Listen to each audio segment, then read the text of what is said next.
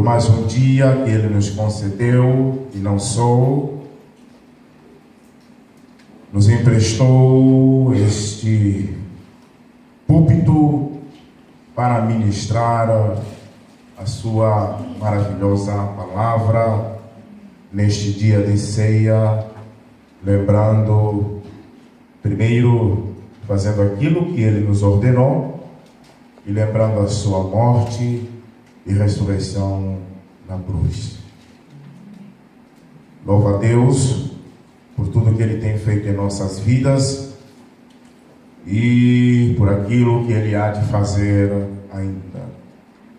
Porque Ele é Pai e como Pai, Ele tem cuidado dos seus filhos, principalmente a mim, que não sou um dos melhores, mas mesmo assim, sendo falho, o Senhor nosso Deus tem cuidado de mim, tem cuidado da minha família. Então glorifico ao meu Deus por me escolher, por me chamar para ser ministro da sua obra. Amém. Amados, nós acabamos de ler um texto que faz parte de uma longa trajetória de Cristo Jesus na terra.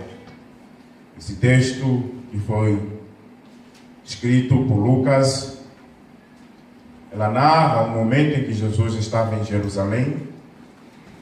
Como todos nós sabemos um pouquinho da história, ou lembramos a história de Jesus, Jesus acabara de entrar em Jerusalém, onde o povo o recebeu por cima de uma mula, entre folhas, e gritavam Hosana, Hosana, Hosana nas alturas. Cantavam maravilhados, recebendo o Rei dos Reis. E Jesus sobe até ao monte, e ele, olhando para Jerusalém, observando, você vai ver lá no versículo 41, antes do texto que nós acabamos de ler, e ele diz que quando ia chegando, vendo a cidade, chorou e dizia: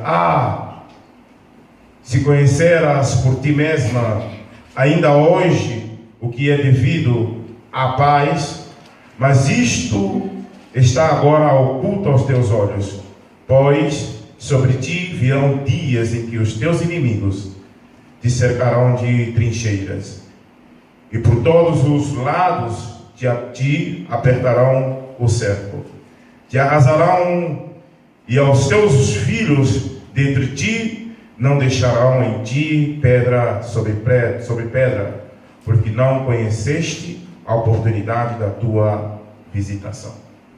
Isto é um choro de Jesus, é um lamento de Jesus profético. Jesus estava olhando lá na frente, em que chegaria o momento em que Israel lamentaria, ou seja, choraria, por aquele momento em que ele teria saudade daquele momento em que Jesus estava na terra, estavam com Jesus, mas eles o rejeitaram. E Jesus estava chorando por isso. Mas depois disso, Jesus desce do monte, e ele resolve assim então entrar no templo. Quando Jesus chega ao templo, ele vê o que jamais alguém como Jesus, e não só o próprio Deus, desejaria ver no templo, a qual foi construído para que o seu povo entrasse e adorasse a Deus. Estava um monte de homens, e não só mulheres, que estavam criaram um pátio, no pátio do templo, criaram um certo mercado para que vendesse algumas coisas dentro, entre os cristãos, os judeus, melhor dizendo.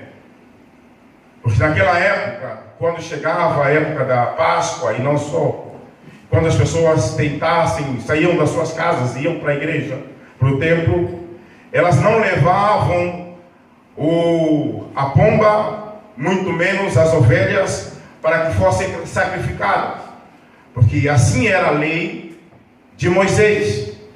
E elas chegavam já, e muitas das vezes eram proibidas de trazerem as suas ofertas de casa, porque obrigatoriamente eles tinham que chegar na igreja e comprar as suas ofertas, ou seja, os seus pombos e não só as suas ovelhas, para fazer o sacrifício dentro do templo. Alguns até chegavam a pontos, os sumos sacerdotes, ou melhor, os sacerdotes, chegavam a um ponto de que para você entrar no templo você tinha que pagar uma taxa. E eles cobravam uma taxa para entrar no templo. Se você não pagasse essa taxa, você não entrava no templo. Jesus chega em Jerusalém. Resolve assim então ir até a casa do Pai, porque havia nele a vontade de adorar o nome do Senhor. E ele chega ao templo, ao pátio, antes de entrar na sala principal. Ele chega ao pátio do templo e ele se depara com aquela situação. Isso se entristeceu a sua alma. Diz a Bíblia que ele então botou para correr toda aquela multidão. E conforme nós lemos, ele disse, dizendo-lhe: está escrito, a minha casa será casa de oração, mas vós transformaste em covil de salteadores. Como assim covil de salteadores? Não era um lugar onde havia bandidos, não era um lugar onde havia ladrões, mas eram homens, na verdade, que estavam aí para adorar o nome do Senhor. Por que Jesus chama esses homens de salteadores? Por que Jesus chama esses homens de ladrões? Por que Jesus, na verdade, alguns versículos, algumas traduções dizem que Jesus botou para correr esses homens, pegou um chicote e colocou todo aquele homem, aquela multidão toda correndo de fora do templo.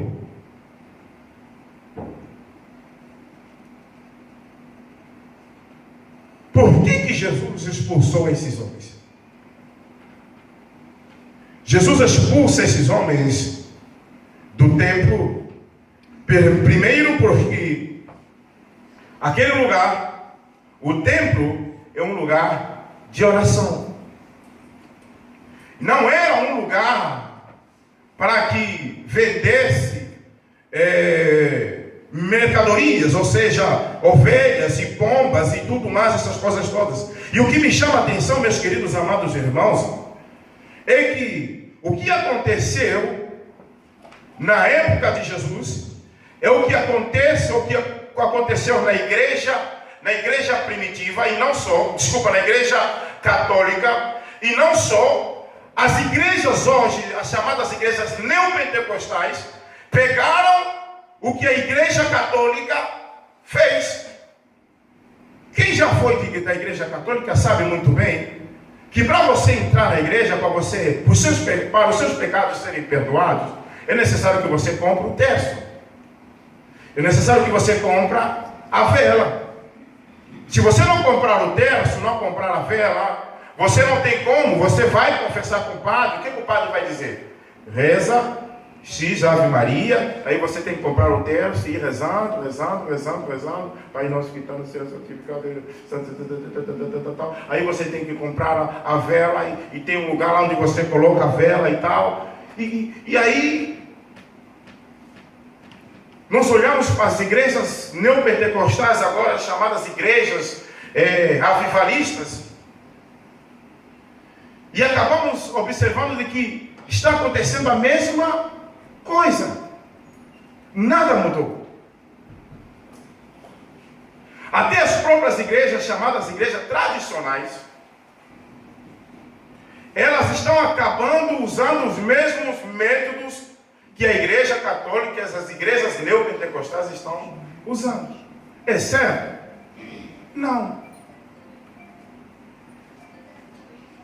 É certo você cobrar de alguém para entrar numa igreja? Ou não sou? É certo você cobrar de alguém para Deus fazer um milagre na sua vida, você tem que dar X valor de dízimo, X valor de oferta? Não. Mas Jesus se depara com isso. Ele bota para correr todo mundo. E ele diz que a minha casa será casa de oração. Na verdade, o que Jesus falou aqui não era novidade.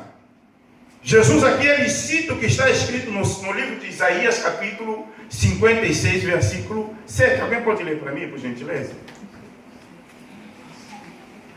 E uma outra pessoa, por gentileza, abre também o livro de Jeremias, capítulo 7, versículo 11.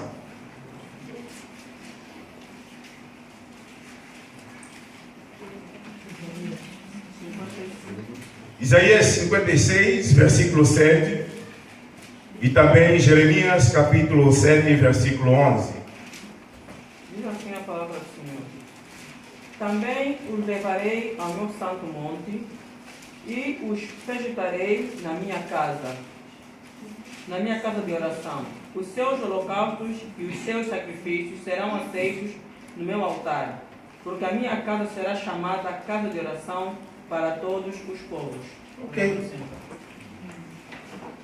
Jesus está dizendo: os seus sacrifícios serão aceitos. A minha casa será chamada casa de oração. Pois bem, esse sacrifício, ele só é aceito se você levar o sacrifício, ou seja, a tua oferta, uma oferta de coração, por livre e espontânea vontade. As pessoas lembravam que pronto, chegou a Páscoa, obrigatoriamente eu tenho que ir para a igreja. Esqueci a minha oferta. E disse, não me preocupe, eu não vou me preocupar com a oferta, porque eu sei que lá no templo, alguém está vendendo a pomba, ou então a ovelha, para mim poder sacrificar ao Senhor. Então as pessoas não iam para a igreja com aquela vontade, ou seja, no intuito de adorar a Deus. Mas elas iam por obrigação, porque chegou a época da Páscoa e era obrigatório ir à igreja, ao templo, adorar a Deus. Então Jesus cita aqui o livro de Isaías 56. A minha casa será chamada casa de oração para todos os povos. Mas o sacrifício, ela só é aceito se você trazer da sua casa e antes você preparar o sacrifício, ou seja, a ovelha ou a pomba, ou pombo, como alguns chamam, né? Ela não podia ter nenhum defeito. Por outra, era proibido cobrar imposto dentro do templo. E os sacerdotes cobravam imposto. E muitas das vezes eram valores altos, que alguns deles não tinham condições de pagar. Aqueles que não tinham condições de pagar, tinham que ficar lá fora. Mas Isaías 56, o que ele diz? Que a minha casa será casa de oração de todos os povos. Mas por causa dos impostos que tinha que se pagar, não eram todos que entravam, eram alguns. Esta é uma das razões que Jesus expulsa aqueles salteadores que estavam no templo. Jeremias 7, versículo 11. Diz assim a palavra do Senhor: será esta casa que se chama pelo meu nome um covil de salteadores aos vossos olhos? Eis que eu mesmo vi isto, diz o Senhor. Por favor, repete de novo. Diz assim a palavra do Senhor: será esta casa que se chama pelo meu nome um covil de salteadores os vossos olhos, perdão? Eis que eu mesmo vi isto, diz o Senhor. Pois bem, Jesus conhecia a palavra, conhecia a Torá, ele sabia o que estava escrito, e ele usa dois textos que estavam escritos na palavra, na Bíblia. Aí, Jeremias, capítulo 7, versículo 11, que nós acabamos de ler, Deus faz essa pergunta: será que a minha casa é uma casa de salteadores?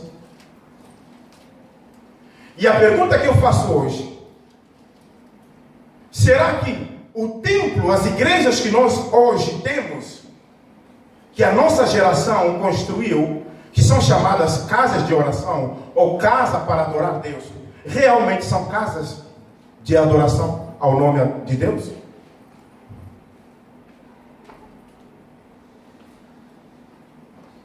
Por que eu faço essa pergunta? E muitas das vezes o erro não está simplesmente no pastor. Porque o pastor só faz aquilo que as ovelhas querem. Porque, por causa das nossas necessidades pessoais, materiais, nós aceitamos qualquer coisa. E o homem sabe disso. Se eu sei que você tem problema no seu lado, e você quer resolver o problema que está no seu lado, do seu casamento, então eu vou dizer para você: faz o seguinte, traz a cueca do seu marido, desculpa dizer isso aqui no tempo, Mamãe Sônia, traz a roupa interior do seu marido, traz a gravata, a fotografia do seu marido, coloca no envelope e coloca 1.000 euros, que em 7 dias o teu marido vai voltar em casa. Qual é a mulher desesperada, doida para ter o marido de volta? Não vai fazer isso. Verdade. Você faz ou não faz? Se o pastor está dizendo que ele em 7 dias vai trazer o teu marido de volta, você vai fazer ou não vai? Mesmo que você não tenha os 1.000 euros, você faz dívida com qualquer um, até com o próprio diabo. Porque você quer o teu marido de volta.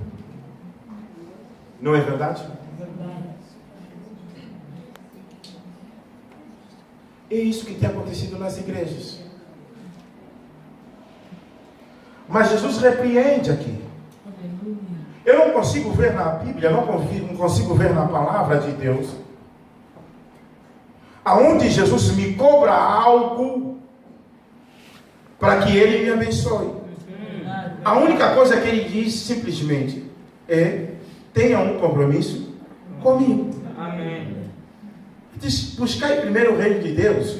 Ele diz: buscai primeiro o reino e as demais. Eu disse isso ontem ou anteontem, não lembro muito bem, mas eu disse que quando você se preocupa a ter uma intimidade com Deus, Deus se preocupa a suprir todas as suas necessidades. Eu não posso buscar a Deus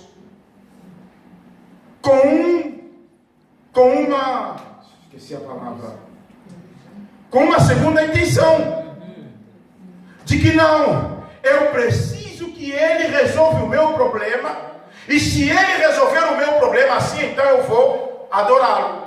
Não, a minha alma precisa de um Deus. A minha alma está vazia, e como eu me sinto vazio, não importa os problemas que eu tenho, meus problemas são problemas naturais, são problemas sociais, são problemas que eu mesmo já encontrei, ou eu mesmo o fiz. Mas eu preciso primeiro resolver o meu problema espiritual. E eu só consigo resolver o meu problema espiritual se eu buscar o Deus que me fez. Eu tenho que ter uma intimidade com Ele. Obrigado, Jesus. Mas o que me deixa chateado, meus amados irmãos, é que as pessoas se enganam, acham que pronto, uma igreja com 3, 4, 5 mil membros, lotado, cheia, porque há Deus ali. Não, não há Deus ali. Eu posso te garantir que não há Deus, há homem aí. Deus não. Porque as pessoas que estão ali, elas estão indo ali, não com o intuito de adorar a Deus, mas com o intuito de buscar o que Deus tem para a vida deles.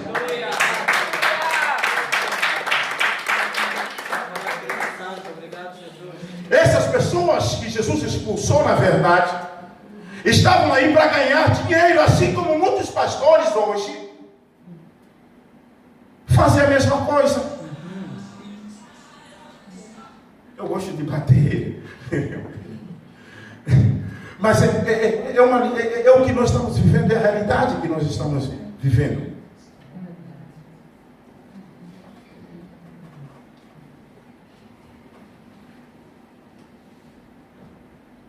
E vai chegar o dia, meus amados irmãos. O grande problema do ser humano é que nós simplesmente só pensamos na terra. Esquecemos que um dia Jesus virá e virá buscar a sua igreja, e um dia nós vamos prestar contas a Deus.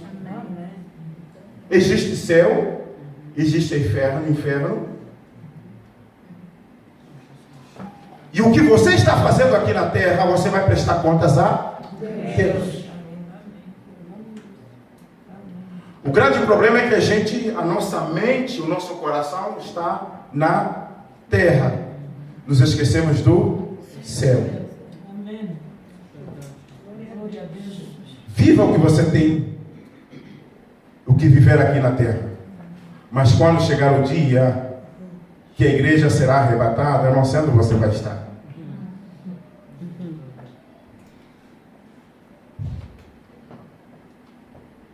Chegará o momento que Jesus, e eu creio isso, que chegou o momento que Jesus virá para expulsar os salteadores. Amém. Aleluia. E não só os salteadores, mas aqueles que dão oportunidade aos salteadores. Porque eu tenho dito o seguinte, que a igreja é o reflexo do seu pastor. Porque um pastor ladrão torna uma igreja, faz uma igreja. Um pastor mentiroso faz uma igreja. Um pastor fofoqueiro faz uma igreja. Só que os pastores hoje não querem saber disso. Não querem pregar sobre o pecado. Tem medo de perder os membros. Amém. Confirmação de Deus. Se eu pregar sobre isso, meu Deus, aquela irmã, que eu sei que ela anda com o marido do irmão, fulano, não, ela vai sair da igreja, melhor não abrir a minha boca, vou ficar aqui. Jesus, misericórdia. Se eu falar sobre fofoca, aquela irmã que tem uma língua comprida, ela vai sair, a oferta dela, o dízimo dela é uma bênção, então, eu não, só vou falar sobre vitória, sobre prosperidade.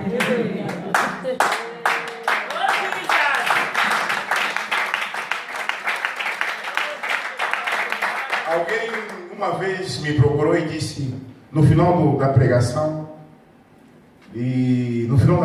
numa ceia mesmo, alguém me procurou e disse, pastor, você bate muito nas tuas pregações, hein? E eu fiquei assim, mas eu que às vezes, eu não dou conta, mas é o que Deus coloca no meu coração. Porque às vezes eu tenho dois iPads, tenho um tablet e tenho um iPad, e os dois estão cheios de mensagens. Mas às vezes quando eu vou para pregar, na hora, alguns minutos antes de eu começar a pregar, Deus me coloca uma outra coisa na mente. E eu fico resistindo, prego, mas pronto, acabo pregando aquilo que Deus coloca no meu coração. Amém. Mas por que? Eu respondi, minha irmã, é o que Deus colocou no meu coração. Se Ele me mandou bater, é porque o filho precisa mesmo apanhar, e o pai quer bater no filho.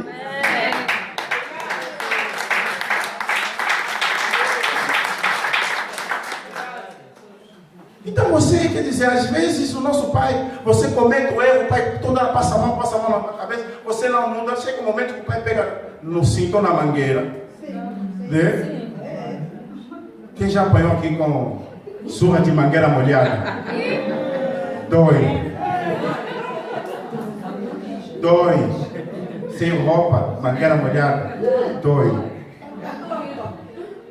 E às vezes o pai quer bater assim mesmo, por quê? Porque é o único meio de colocar o filho num lugar. Porque toda hora pregar sobre prosperidade, sobre vitória, sobre milagre, Deus vai fazer, Deus vai... E a tua vida não muda, continua a mesma coisa, a irmã linguaruda. Até já tem os irmãos também, já tem homem fofoqueiro. Né? Eu pensava que era um dos atributos das mulheres, afinal... Os homens também estão a se tornar pior do que as mulheres. as mulheres estão se tornando mais santas do que os homens. Os homens estão trazendo muitos problemas dentro da igreja. Mas, queridos, Deus limpou, ou seja, Jesus limpou a sua igreja. E Ele quer limpar a igreja de hoje. Porque quando você entra em muitas igrejas, não digo todas, em muitas igrejas, é só decepção. É rosa vermelha, é toalha branca, é o azeite de Israel. Será que o azeite de Israel cura mais que o azeite daqui de Lisboa? Esse de oliva, esse aqui, o puro. Até já estava vendendo, como é que já estão vendendo um martelo?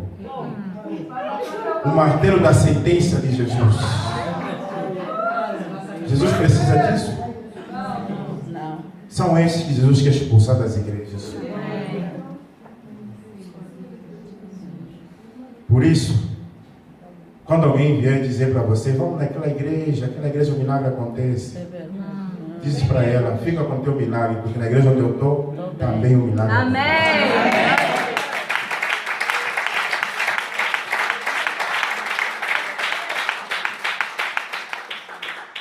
Que a gente, às vezes, isso é natural do homem, nós queremos as coisas rápidas demais. Entramos na igreja agora e queremos que Deus resolva agora os nossos problemas. Não, não é assim.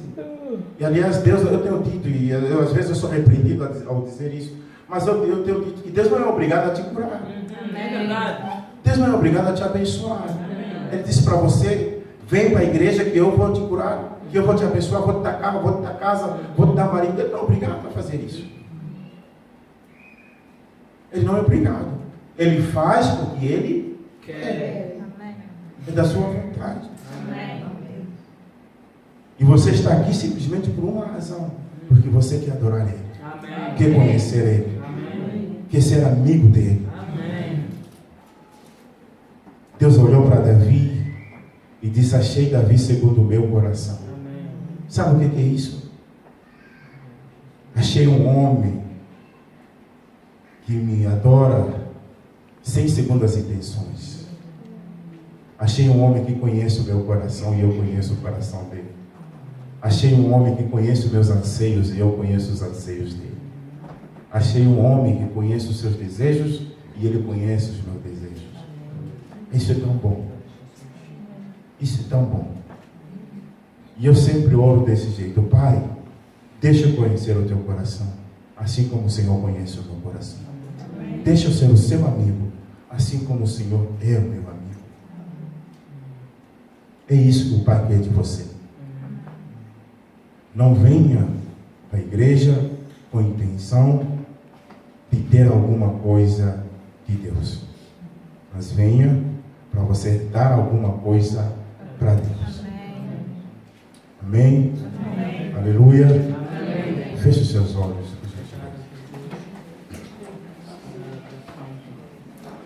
Oh, Deus. Meu Pai. Glória a Deus.